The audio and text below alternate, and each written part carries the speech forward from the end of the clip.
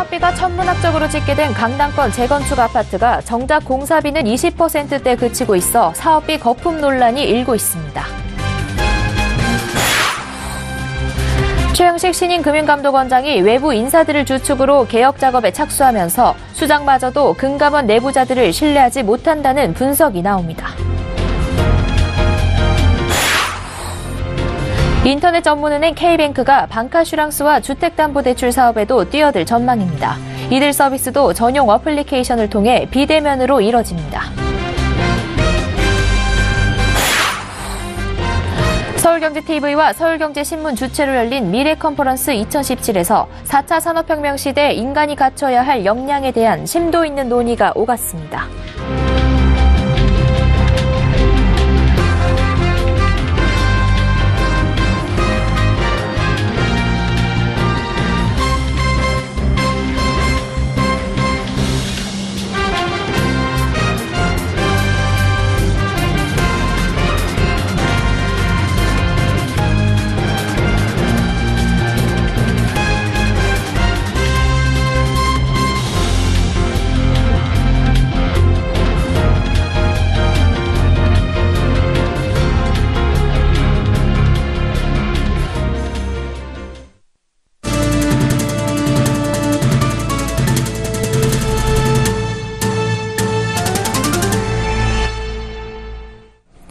시청자 여러분 안녕하십니까? 센 경제 현장 양한나입니다. 내년 재건축 초과 이익 환수제 부활을 앞두고 강남권에선 재건축 추진이 활발합니다. 단지 한 곳에 총 사업비 10조 원이 넘는 대형 재건축 사업도 등장했습니다. 천문학적인 사업비에 비해 정작 아파트를 짓는 데 드는 공사비는 23%가량인 2조 6천억 원이라 사업비에 거품이 낀 게 아니냐는 논란이 나옵니다. 정창신 기자입니다. 반포주공 1단지 재건축 시공사 입찰에 참여한 한 건설사의 사업비 내역입니다. 사업비 1조 7천억 원, 조합원 이주비 3조 8천억 원, 중도금 3조 2천억 원, 공사비 2조 6,400억 원 등으로 나타났습니다. 이 단지를 재건축하는 데 드는 총 비용은 11조 6,300억 원가량. 하지만 기존 아파트를 허물고 새 아파트를 짓는 데 드는 공사 비용은 22.7%에 불과합니다. 일부에서 재건축 사업비 거품 논란이 나오고 있는 이유입니다. 업계 한 관계자는 총 사업비 대비 공사비 비중이 작다는 건 일부 항목에 거품이 끼어 있을 수 있다는 의견을 냈습니다. 또 다른 관계자는 특화 설계 등 단지 수준에 맞게 재건축하려면 이 정도 사업비는 들어갈 수 있다고 설명했습니다. 다만 이주비와 중도금은 이자 지원을 해주고 건설사가 되돌려받는 돈입니다. 이를 제외하고 따져보면 사업비 4조 6,357억 원 중 공사비 비중은 56.9%까지 높아집니다. 다른 재건축 단지 사례는 어떨까? 서울경제TV가 송파구에서 재건축 공사가 한창인 한 아파트 단지의 총 공사비 산출 총괄표를 입수해 확인해보니 총 사업비 대비 총 공사비 비중은 74.9%로 나타났습니다. 이 단지는 내년 말 약 9,000세대 규모로 재건축돼 준공될 예정인데 총 사업비 2조 5,125억 원 중 공사비는 1조 8,833억 원입니다. 이주비와 중도금은 제외된 금액입니다. 사업비 대부분이 공사비로 사용됐고 나머지는 설계비, 감리비, 보상비 등 간접비로 들어갔습니다. 업계에선 사업비 증가는 재건축 일반 분양에 고스란히 반영될 것으로 예상하고 있습니다. 택지비, 공사비, 간접비 등 분양원가 세부 항목 공개가 의무화돼야 하는 이유입니다. 우선 공공택지 아파트는 올 연말쯤 주택법 개정을 통해 분양원가 공개 항목이 기존 12개에서 61개로 늘어납니다. 항목 수가 세분화돼 분양가격 산출 내역을 구체적으로 알 수 있게 된다는 뜻입니다. 민간 택지에서도 분양원가 공개를 해야 한다는 목소리가 커지고 있습니다. 서울경제TV 정창신입니다. 금융감독원이 잇따른 채용 비리와 임직원들의 도덕적 해이로 설립 이래 최대 위기를 겪고 있습니다. 특히 최근 금감원에 대한 감사원 감사 결과가 발표된 후에는 금융권 경찰 역할을 해야 하는 금감원이 오히려 내부 적폐가 심각한 개혁 대상으로 전락했습니다. 정홍규 기자입니다. 금융감독원의 금융회사를 제재할 때 금융회사의 입장을 변호해주는 권익보호관 자리가 새로 생길 예정입니다. 최영식 금감원장이 외부 인사들을 주축으로 출범시킨 금융감독 검사제재 프로세스 혁신 태스크포스 회의 결과에 따른 겁니다. 9명으로 구성된 이 태스크포스에 참여하는 금감원 인사는 단 1명이고 나머지는 모두 학계와 업계 등 외부 인사입니다. 권익보호관 역시 금감원 직원이 아닌 외부 인사로 임명될 계획입니다. 최 원장은 이 밖에 소비자 권익 제고를 위한 자문위원회와 금감원 내부 적폐 청산을 위한 태스크포스도 꾸려 외부 인사들의 도움을 적극 요청했습니다. 최 원장이 쇄신의 동력을 외부에서 찾는 것은 금감원 스스로의 힘으로는 반성과 변화가 어렵다고 판단했기 때문으로 풀이됩니다. 금감원 내부에서는 민간 출신인 최 원장에 대해 취임 전부터 반발이 적지 않았습니다. 금감원 노조는 최 원장이 취임한 지난 11일 가까이 하기엔 너무 먼 당신이라는 성명을 내고 하나금융 출신인 최 원장에게 최순실에 대한 불법 대출 검사와 하나은행 관련 추문에 대한 엄정한 제재를 요구한 바 있습니다. 또 최 원장의 취임사에서 사회 문제 해결에 기여한 기업이 시장에서 인정받도록 공시 범위를 확대하겠다고 밝혔는데 오후에 금감원이 이에 대해 정해진 바 없다는 해명 보도자료를 내기도 했습니다.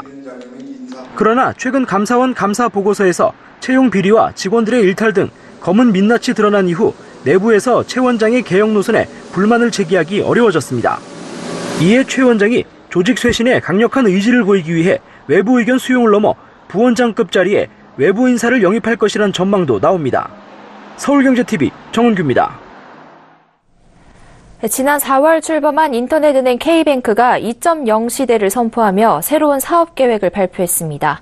반가슈랑스와 주택담보대출로 사업을 확대하는 게 특징입니다. 앵커 리포트입니다. K뱅크가 오늘 서울 강화문 K뱅크 사옥에서 기자간담회를 열고 중장기 경영 전략과 사업 계획을 발표했습니다. K뱅크는 출범 이후 지난달까지 수신 8,400억 원, 여신 6,600억 원, 체크카드 47만 좌를 기록해 연간 목표를 초과 달성했다고 전했습니다. 그러면서 개인별로 차별화된 혜택을 제공하고 보다 쉽고 편리한 은행으로 도약하겠다는 포부를 전했습니다. 가장 편리한 방식으로, 가장 쉽게 그런 상품과 서비스를 제공하는 K뱅크 2.0이 되겠다고 말씀드리겠습니다. 우선 K뱅크는 연내 인터넷은행 최초로 반카슈랑스와 100% 비대면 아파트 담보대출로 사업 영역을 확대할 방침입니다. 반카슈랑스는 별도의 회원가입이나 로그인 없이 다양한 보험 상품을 비교 설계 후 계약할 수 있도록 시스템을 갖추고 아파트 담보대출은 K뱅크 앱을 활용해 사진 촬영 및 스크래핑 등으로 서류를 간편하게 제출받아 100% 비대면 가입을 가능케 한다는 계획입니다. 복잡한 금리 우대 조건을 없애고 주말에도 가입하도록 한 게 특징입니다. 신청자가 몰려 중단된 직장인 K신용 대출은 다음 달 중순 판매를 재개하고 슬림 K와 미니 K 등 기타 대출 상품은 11월에 고객 수요에 따라 한도와 금리 혜택을 강화할 예정입니다. 우대금리 조건이 복잡했던 플러스 K 예적금을 보다 간편하게 만든 주거래 우대 정기예금을 출시하고 1에서 3년 가입기간과 전월 실적 등에 따라 최고 연 2.2에서 2.3%의 금리를 제공합니다. 조건 없이 제휴처에서 제공하는 코드만 입력하면 우대금리를 받는 코드K 예적금 상품의 코드 발급 제휴처도 계속 확대하며 최대 5천만 원이던 가입 한도액도 없애고 상시 가입할 수 있도록 할 예정입니다. 현재 1만 6천여 대에 달하는 자동 현금 이출금기를 연내 GS25 편의점에 1,300여 대를 더 설치하고 체크카드에 교통카드 기능 탑재도 연말을 목표로 준비 중입니다. 한편 K뱅크는 1,000억 원 증자에 이어 연내 1,500억 원을 추가로 증자해 자본금을 5천억 원으로 확대한다는 방침입니다. 서울경제TV 양한나입니다. 오늘 서울경제TV와 서울경제신문이 인간과 AI의 공존, 열쇠는 교육이라는 주제로 서울경제 미래 컨퍼런스 2017을 진행했습니다. 예측하기 힘들 정도로 변화하고 있는 4차 산업혁명 시대에 인간이 갖춰야 할 역량은 무엇인지, 이를 위해 교육은 어떻게 변화해야 하는지에 대한 심도 높은 논의가 오갔습니다. 이보경 기자가 다녀왔습니다. 세계 최대 전자상거래 업체 아마존의 물류창고. 로봇들이 쉴 새 없이 움직이면서 선반위 제품을 나릅니다. 사람이 하던 일을 로봇이 대신하면서 작업 시간을 4분의 1 이상 단축했습니다. 인간을 대체하는 로봇이 현실화되면서 미래에는 500만 개의 일자리가 없어지고 40% 이상의 직업이 사라질 것이라는 우려의 목소리가 커지고 있습니다. 이런 거대한 변화의 물결 속에서 김동연 경제부총리는 이에 대한 해법은 교육에 있다고 말했습니다. 대통령께서는 우리 경제를 앞으로 끌고 갈 두 축으로 소득주도 성장과 혁신 성장을 얘기하셨습니다. 두 축을 연결해주는 중심축이 바로 사람입니다. 인적 자본입니다. 그리고 그 인적 자본의 열쇠는 교육에 있다고 하겠습니다. 그렇다면 AI와 인간의 공존, 그 열쇠가 될 교육은 어떻게 변화해야 하는가? 임정수 맥킨지 파트너는 단순한 지식이 아니라 이것을 내가 왜 하고 있는지 노후 Y에 집중해야 한다고 말했습니다. 사인, 코사인 등 삼각함수를 푸는 데 몰입할 것이 아니라 삼각함수를 왜 배워야 하는지, 실생활 속에서는 어떻게 활용될 수 있는지 집중해야 한다는 겁니다. 앞으로 4차 산업 정보 서치 혹은 반복적인 업무 이외에 과연 내가 그것을 왜 하고 있는지에 대한 노후 Y가 가장 중요한 영역으로 등장되리라고 생각을 합니다. 김창경 한양대학교 교수는 AI 시대의 답은 어디에서나 쉽게 구할 수 있다고 강조했습니다. 따라서 우리 교육은 답을 얻는 쪽이 아니라 간단하지만 세상을 바꿀 수 있는 위대한 질문을 할 수 있는 방향으로 이루어져야 한다고 목소리를 높였습니다. 문제만 찾아내면 답은 어떤 식으로 구할 수 있다. 위대한 질문을 하는 것이 진짜 어려운 문제를 푸는 것보다 여기에 문제는 뭔지 이런 것을 발견하는 것이 훨씬 더 중요한 일이다. 오늘 2017 서울경제 미래 컨퍼런스에는 각계 인사 550여 명이 참가해 다가올 4차 산업혁명 시대 교육이 나아갈 방향을 모색했습니다. 서울경제TV 이보경입니다. 문재인 정부의 지배구조 개선 기조로 함께 떠오른 스튜어드십 코드에 참여하는 기관들이 늘고 있습니다. 스튜어드십 코드란 기관 투자자가 기업의 의사결정에 적극 참여해 고객의 돈을 제대로 운용하도록 하는 지침을 말하는데요. 최종구 금융위원장도 최근 간담회를 통해 스튜어드십 참여를 독려하고 기관 투자자들의 참여가 더 늘어날 것으로 보입니다. 김성호 기자입니다. 한국기업지배구조원에 따르면 현재 스튜어드십 코드를 도입한 국내 기관 투자자는 한국투자신탁운용 등 6곳이며 참여 계획서를 냈거나 참여 의사를 비친 곳은 56곳입니다. 이 밖에도 여러 기관 투자자가 계속해서 참여 의사를 보내고 있으며 특히 KB금융지주의 경우 최근 계열사 6곳에 모두 스튜어드십 코드를 도입하겠다고 밝혔습니다. 홍콩에 본사를 둔 글로벌 투자회사 오아시스 매니지먼트도 외국계 최초로 스튜어드십 코드를 도입한 바 있습니다. 지난 5월까지만 해도 스튜어드십 코드를 도입한 곳이 한 곳뿐이었지만 4개월 만에 참여 기업이 상당히 늘어난 모습입니다. 스튜어드십 코드란 연기금, 자산운용사 등 주요 기관 투자자가 기업의 의사결정에 적극 참여하도록 하는 기관 투자자들의 의결권 행사 지침을 말합니다. 최종구 금융위원장도 어제 있었던 자산운용사 대표들과의 간담회를 통해 스튜어드십 코드는 기업 가치를 높이고 투자자의 이익을 늘리는 등 긍정적 효과를 가져오는 만큼 적극적으로 참여해야 한다며 의결권 행사 등 기업과의 적극적인 대화가 기관 투자자에게 주어진 소명이라는 인식이 시장에 뿌리내릴 수 있도록 하겠다고 밝혔습니다. 하지만 일각에서는 스튜어드십 코드에 참여하는 기관 투자자들이 대부분 국민연금 등의 의사결정을 추종하는 형태를 보일 것이라는 우려가 나오고 있습니다. 또 중소형 기관 투자자의 경우 내부 운용력이 준법 감시인을 겸하는 경우가 있어 스튜어드십 코드 이행이 자칫 미공개 정보 이용으로 오해받을 수 있다는 지적도 있습니다. 전문가들은 스튜어드십 코드를 도입한 기관에 대한 모니터링을 하는 등 금융당국의 관리가 더욱 중요하다고 조언합니다. 서울경제TV 김성훈입니다.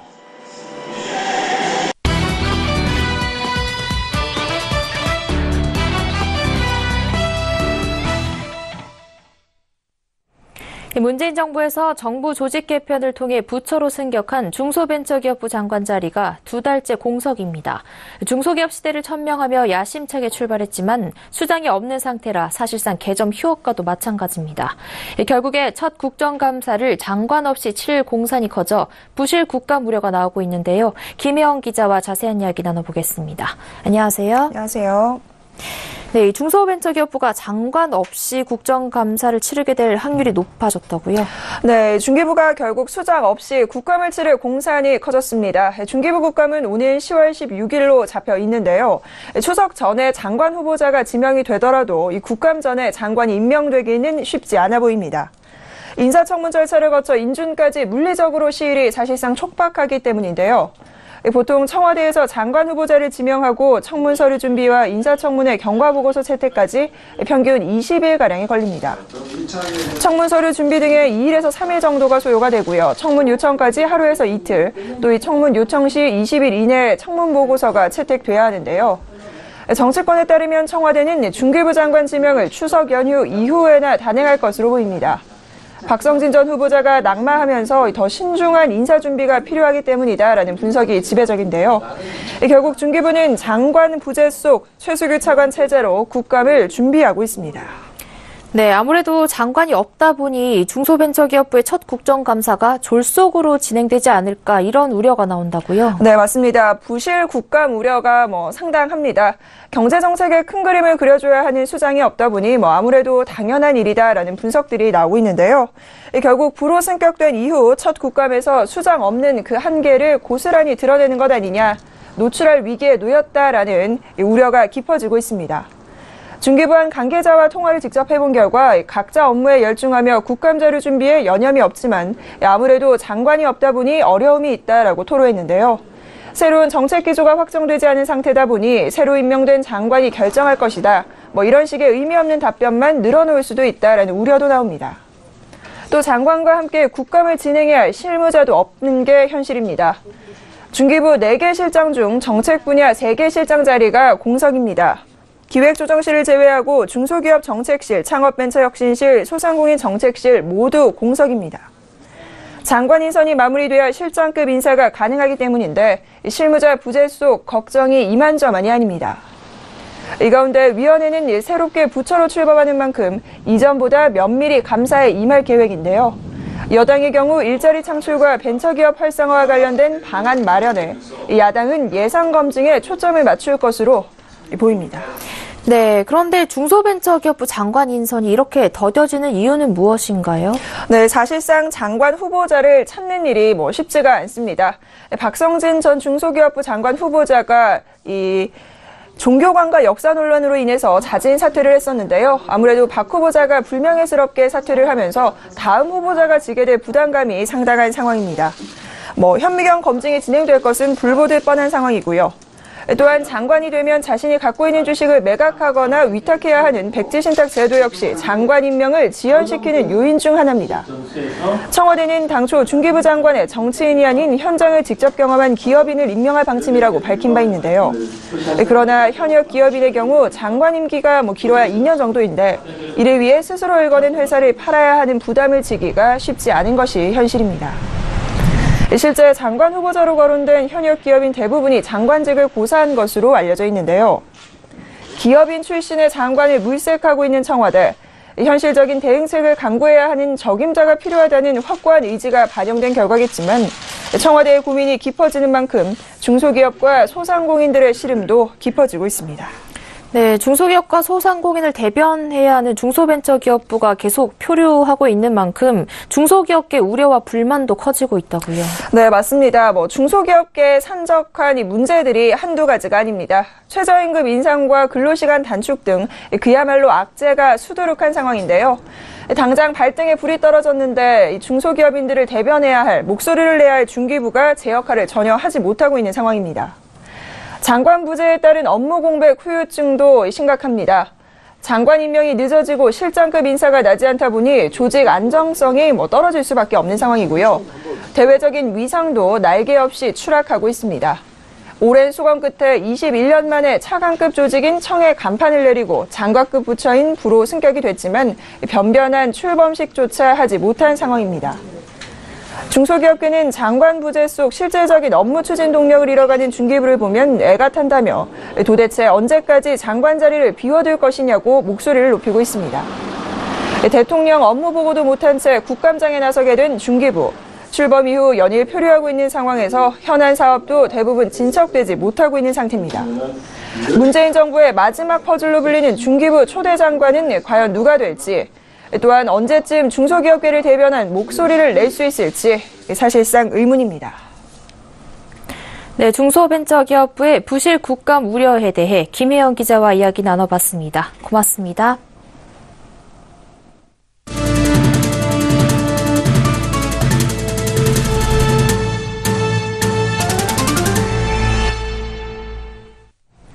자금난에 허덕이는 중소기업과 소상공인을 위해 정부가 특단의 대책으로 37조 원가량의 추석 보따리를 푼다는 방침입니다. 중소벤처기업부는 오늘 서울 신중부시장에서 금융지원위원회를 개최하고 중소기업 및 소상공인을 위한 추석 특별자금 36조 9,200억 원의 지원 계획을 발표했습니다. 금융권에선 한국은행 외 국민, 신한, 우리, 하나, 농협은행 등 일반은행도 동참해 중소기업에 힘을 보탰습니다. 나타났습니다. 한국은행과 일반은행, 국책은행 등 금융권이 추석 특별자금 24조 3,200억 원을, 중소벤처기업부가 정책자금 1조 1,000억 원을, 신보, 기보 등이 9조 6천억 원의 보증을 공급한다는 계획입니다. 특히 소상공인에 대해서는 추가로 2조 4천억 원의 전용자금을 공급한다는 계획도 발표됐습니다. 소상공인 시장진흥공단 정책자금 4천억 원과 지역신용보증재단 2조 원의 신용보증 공급으로 구성됩니다. 지난 7월 상용직과 임시직 근로자 간 임금 격차가 214만 원가량인 것으로 조사돼 상용직과 임시직 간의 임금 격차가 점점 커지는 것으로 나타났습니다. 고용노동부는 지난 7월 기준 사업체 노동력 실태를 조사한 결과 상용직 근로자 5인 이상 사업체의 상용직 1인당 월평균 임금 총액은 369만 8천 원, 임시 일용직은 155만 4천 원으로 각각 집계됐습니다. 양자 간 임금 격차는 214만 4천 원으로 작년 같은 달보다 1% 커졌습니다. 금융당국이 내년부터 금융계열사가 포함된 금융그룹의 통합감독체계를 도입합니다. 이에 따라 기존 금융지주 회사 외 삼성과 한화, 현대차, 동부, 롯데, 교보, 미래에셋그룹 등 통합감독을 받게 될 전망입니다. 금융그룹 통합감독이란 은행과 보험증권 등 업권별 감독체계를 금융그룹 차원으로 확장하는 것을 뜻합니다. 즉 금융계열사 간 부당한 지원과 출자관계에 따른 건전성 악화 등을 통합감독을 통해 규제한다는 겁니다. 최정구 금융위원장은 오늘 예금보험공사 본사에서 열린 금융그룹 통합감독 방안 공청회에 참석해 금융그룹의 부당한 계열사 지원과 리스크 관리 소홀을 막기 위해 통합감독이 필요하다고 밝혔습니다. 이어 선진국을 중심으로 2000년대 이후 통합감독 지침이 구성돼 시행되고 있는데 국내의 경우 금융지주사법을 통해 그룹을 감독하다 보니 비지주 금융그룹은 해당되지 않아 한계가 있다고 지적했습니다. 올해 2분기에 가계는 빚을 내 집을 사느라 여유 자금이 대폭 줄어들었습니다. 한국은행이 발표한 자금 순환 자료를 보면 2분기 가계와 비영리 단체가 예금, 보험, 주식 투자 등으로 운용한 자금에서 빌린 돈을 뺀 순자금 운용 규모는 10조 5천억 원으로 1분기보다 3조 6천억 원 줄었습니다. 이로써 순자금 운용은 지난 1분기 14조 1천억 원으로 줄어든 데 이어 2개 분기 연속으로 감소했습니다. 한국은행은 2분기에 신규 주택 구입이나 기존 주택 매매 거래가 활발했기 때문이라고 설명했습니다. 국토교통부에 따르면 전국 주택 매매 거래량은 1분기 19만 9천 건에서 2분기 25만 9천 건으로 크게 늘었습니다. 추석 연휴 기간 가운데 추석 당일의 교통사고 인명피해자가 가장 많았습니다. 경찰청은 지난 2013년부터 4년간 추석 연휴 기간 교통사고를 조사한 결과 추석 당일 사상자가 평균 993명으로 가장 많았다고 밝혔습니다. 최근 5년간 청년들이 개업한 카페가 3배나 늘어났습니다. 피부 미용실, 일본 음식점도 큰 폭의 증가세를 이어갔습니다. 반면 일반 교과, 외국어 학원이나 의류, 휴대전화 소매점 창업은 빠른 속도로 줄고 있습니다. 안정된 주거 공간 없이 거리나 공원, 역, 쉼터, 쪽방을 거처로 삼아 생활하는 노숙인이 전국에 11,000명이 있는 것으로 조사됐습니다. 노숙인은 질병과 이혼, 실직, 알코올 중독을 노숙을 시작하게 된 주된 계기로 꼽았고 2명 중 1명은 우울증, 10명 중 7명은 음주장애를 겪고 있는 등 건강 상태가 매우 나빴습니다. 정부가 평창 동계올림픽이 열리는 내년 2월까지 고위험 오리 사육 농가에 대해 사육 제한 조치를 실시합니다. 농림축산식품부는 구제역과 AI 발생 가능성이 큰 다음 달부터 내년 2월까지를 특별 방역대책 기간으로 정하고 가축질병 발생 방지를 위한 강도 높은 방역대책을 추진합니다.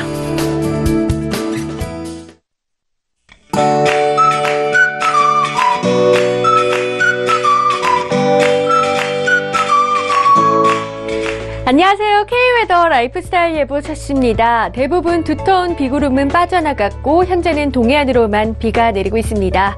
동해안으로는 앞으로 5에서 20mm의 비가 더 내리겠습니다. 내일 새벽에 동해안의 비마저 모두 그치고 나면 내일은 전국 대부분 지방이 대체로 맑겠습니다. 다만 날은 부쩍 쌀쌀해지겠는데요. 서울의 아침 기온 17도 등으로 꽤 떨어지겠습니다. 옷차림에 신경을 쓰시기 바랍니다. 한낮에도 서울이 25도 등 전국이 25도 안팎에 머물겠고요. 아침과 낮 기온 모두 오늘보다 낮겠습니다. 내일 고기압 영향권에 들겠지만 미세먼지 농도 보통 수준이 예상됩니다. 다음은 자세한 지역별 내일 날씨를 나절 예보를 통해서 살펴보겠습니다. 비 소식 없습니다. 다만 한낮에도 서울 24도까지밖에 오르지 못하겠습니다. 동해안 지방도 새벽에 비가 그치겠고요. 역시 낮 기온 울진 23도가 예상됩니다. 남부지방으로는 대체로 맑겠습니다. 다만 한낮에 대구 25도 등으로 선선하겠습니다. 동해상으로는 비가 온 뒤 개겠고 물결은 전해상에서 높게 일겠습니다. 본격적인 연휴의 시작인 월요일에는 전국 대부분 지방에 또 한 차례 비가 올 전망입니다. 날씨였습니다. 센 경제 현장 여기까지입니다. 시청해주신 여러분 고맙습니다.